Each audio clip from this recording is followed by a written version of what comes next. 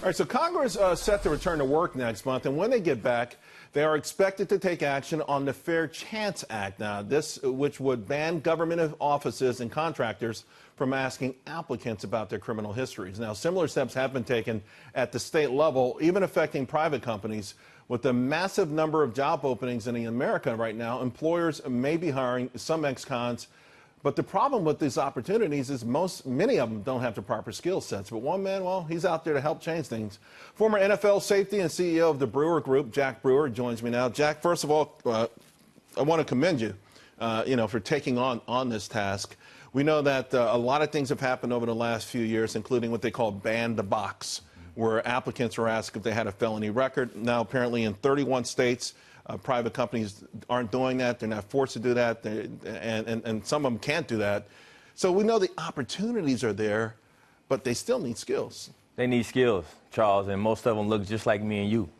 And so this is something that really hits deep at the core of our culture, of America. We talk about being Americans, but we have a population that's been mass incarcerated by the millions.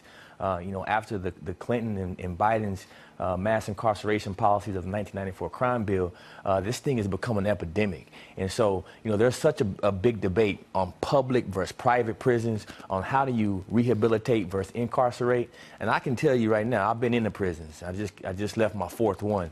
I wouldn't step into a private prison, but someone talked me into doing it. And when I went there, I started listening to the inmates. And I went to a GEO Group prison.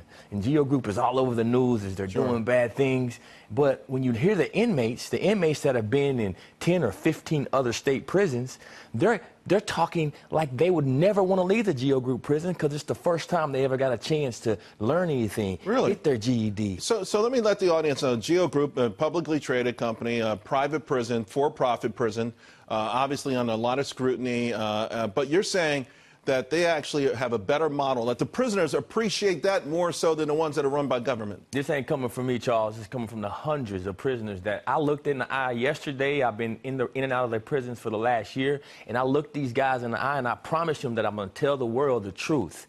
And the truth is that some of these private prisons, I can't talk for all of them, the ones that I've been in, they're taking these men that have never had the opportunity to learn, and they're putting their own money toward these rehabilitation programs. I just started my own program in partnership with Fordham University, where I'm going into the prisons and teaching these guys business, teaching them about basic accounting, teaching them about the vocabulary of business so they can at least function and know what's going on in society. Well, there's a report out that said recidivism in 2005 was 49%.